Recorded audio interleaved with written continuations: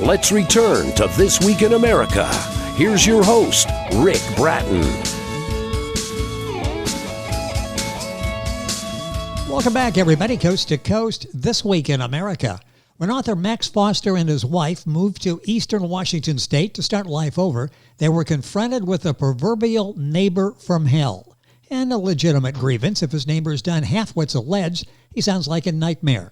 When the story turns to President Trump, the pivotal chapter entitled, "Why is your president so much like my neighbor?" Well, you'll get some answers. Max has a simple philosophy: always try to see the positive side of things. And he says if there are enough of you out there that find the story entertaining, he might just make enough money to sue his neighbor.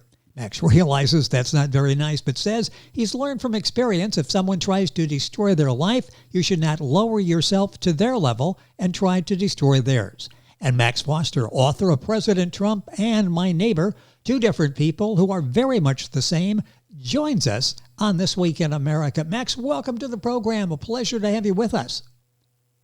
Hi, thank you for inviting me. I'm looking forward to our conversation today. First of all, the title of the book, President Trump and My Neighbor, two different people who are very much the same. What was the inspiration for writing this story?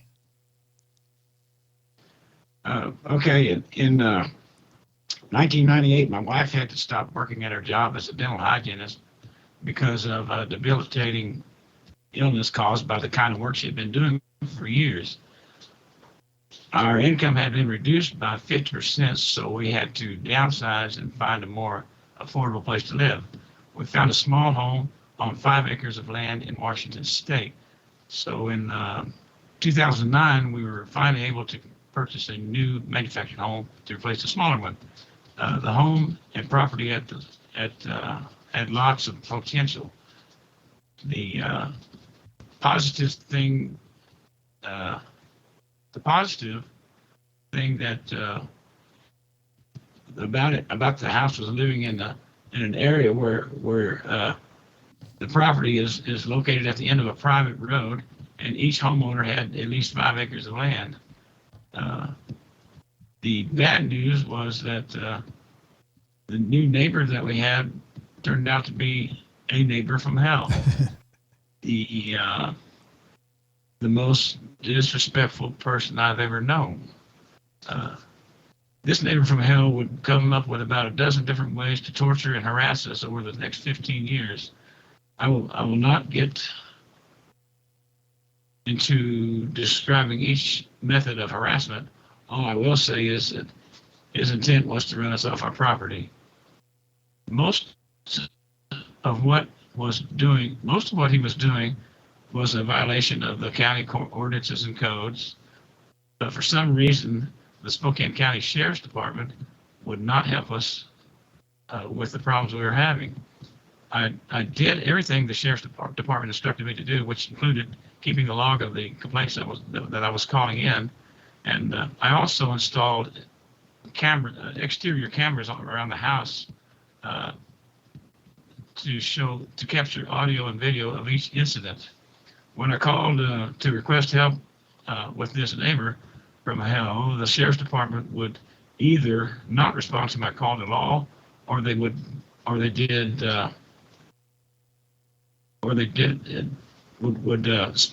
spend time making excuses for why they could not do anything for us. The neighbor from hell did tell us that the sheriff's deputies, were laughing at me for complaining about the noise he was making with his very loud dirt bikes, ATVs, and hot rods. The county noise disturbance ordinance clearly prohibits target practice loud noises made by off-road vehicles or other loud noises. The exception being, of course, lawn maintenance equipment. When we thought things could not get any worse, along comes Donald J. Trump, the most unqualified, full of himself candidate for the 2016 presidency. I will never understand how there could be so many people impressed by his lies and very unusual behavior. At the end of his first 2 years, his biggest achievement was dividing the country more than it ever had been in the past. To this day, I still don't understand how many people were willing to drink the purple Kool-Aid and jump aboard the MAGA cult train, I decided to start writing down my thoughts about the neighbor from hell and our new president from hell. so my head, so my head would not explode from all the stress and frustration. Interesting background that sort of sets this up. And geez, for 15 years putting up with this. This is the first time you've written a book, unique circumstances in writing this. But what advice would you give to someone writing on their first book? You've gone through all of this. You've learned some lessons, probably the hard way in putting this together. What lessons would you share with other first-time authors?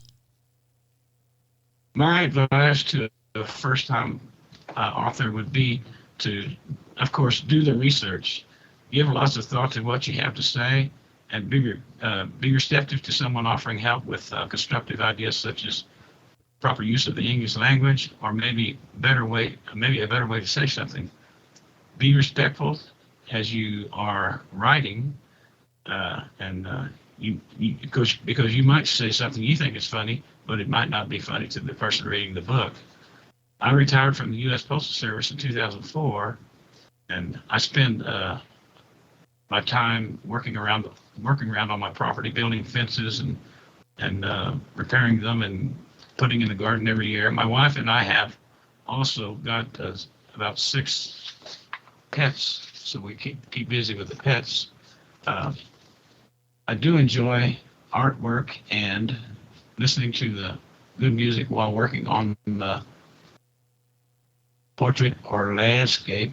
Being able to listen to constructive criticism makes me a better artist. Good advice coming from a first-time author, Max Foster, our guest on the program. His book, President Trump and My Neighbor, 2 different people who are very much the same. What was the hardest part for you to write the book? Was there a section here where you had a hard time writing it? Yes, it was difficult to write the book while trying to be respectful to a president I have no respect for. I know how important it is to respect the president, but in this case, this is the first time our country has ever allowed a very unqualified, disrespectful bully to become our president. I did not understand how a person like Donald Trump could qualify as a candidate for presidency, much less be elected for the job. I realize now that if you have a boatload of money, you can pretty much do whatever you want to do. Some examples of the unusual, dangerous behavior on the part of our new president would be the daily childish tweets, signing executive orders in a ceremonial setting with a Sharpie pen and holding it up so everybody in the room and around the country could see his massive signature. And also playing golf instead of reading daily tweets, giving a political speech to Boy Scouts of America instead of telling them about the things that they could do to help other people, throwing rolls of paper towels to flood victims in Puerto Rico, as if he was offering them a way to clean up the flood damage. There are a number of those topics that you talk about. The book is President Trump and My Neighbor, 2 different people who are very much the same, by Max Foster, our guest on the program. Just ask you about the hardest parts to maybe write for the book. What part of the book was the most fun to write for you? The thing I enjoyed most about writing this book was how good it felt telling everyone about the similarities between my redneck neighbor and my redneck president.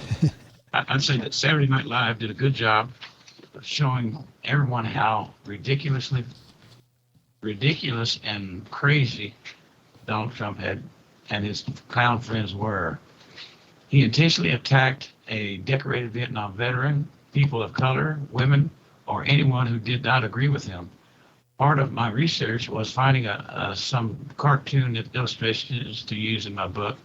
When I got the approval to use them, they were helpful with describing unpredictable behavior of the very unqualified, stable genius president. I asked myself, how could anyone take this guy seriously? The Oath Keepers, Proud Boys, and others loyal to the almighty leader would preach about their First and Second Amendment rights all the time.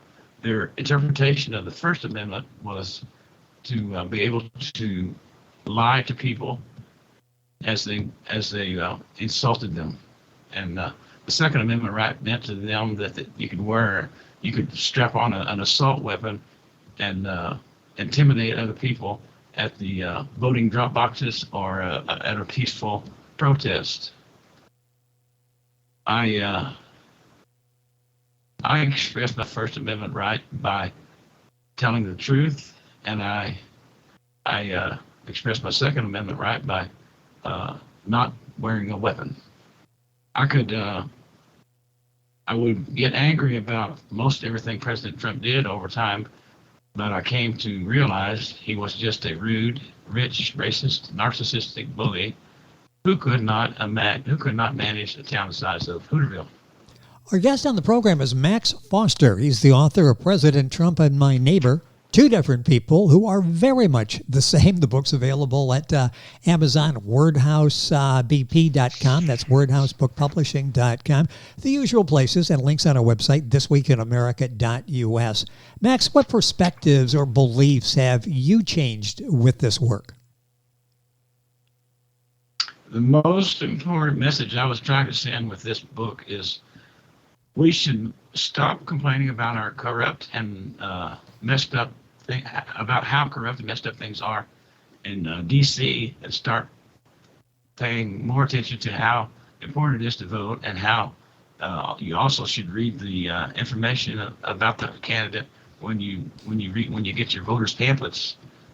We are given opportunity to vote for the best qualified candidate, not the richest or the best liar. I do not belong to any political party. I vote for the best qualified person, not the party they belong to. Stop lowering your standards. Apply this method to voting in local, state, and national elections. I realize money is more important than anything else to most of today's politicians. Just being rich as hell and able to file lawsuits against everyone that disagrees with you does not qualify you for the job of the president. Tax evasion for 20 plus years and lying about everything should disqualify you. Having a good education, military background, or successful political experience does help with being qualified. You mentioned how this whole thing started with the neighbor and taking notes. What inspired the idea for the book? How did you come about the thought that I'm going to turn this into a book? Okay, I got the idea for the book by using my sense of humor when describing the unpredictable, dangerous behavior of President Trump. I mean, really, how often does Donald Trump come along? How could you not take advantage of such an opportunity? I am, to this day, amazed at how many MAGA followers there still are out there, and how many of them still believe Donald Trump won the 2020 election. As far as I'm concerned, he will always hold the title of the most successful cult leader I have ever seen.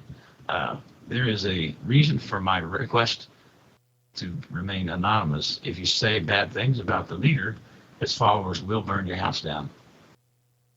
Max Foster with us on the program talking about his book, President Trump and My Neighbor, two different people who are very much the same. Book available Amazon, the usual places, wordhousebp.com. All of this on our website, thisweekinamerica.us. How much research, Max, did you have to do in putting this book together? Yeah, I still have 17 three-ring notebooks full of newspaper articles about the first 2 years of President Trump's attempts at being president. I think there should be a probationary period for new presidents. If they screw up too much, they shouldn't have to go. They should have to go and do something else. There are way too many files on my computer associated with writing this book. The book only covers the first 2 years of President Trump's attempts to destroy our democracy. All the craziness you read about in this book really did happen. Believe me, this book is creative nonfiction. The details and facts stated in the book are accurate. How long did it take you to write this book? It took me a full year. The first 6 months, it took me 6 months to write it, and then the second 6 months was to correct all my mistakes. Well, then you went back and had to come up with a title. The title is President Trump and My Neighbor, Two Different People Who Are Very Much the Same. How did you come up with that title? I'm still amazed at the number of similarities there are between my neighbor and the president. The only difference between them is one lived in a very large White House for 4 years, and the other still lives next door to me.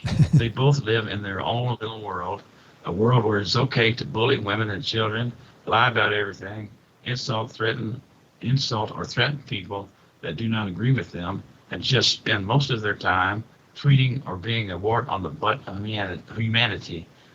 I do believe they are both spoiled, rotten mama's boys.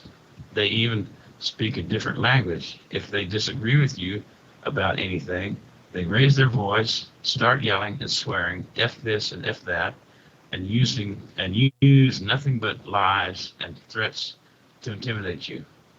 The neighbor from hell tortured and harassed us for 18 years, and President Trump tortured us with his tweets and lies for 4 years, which felt like 18 years.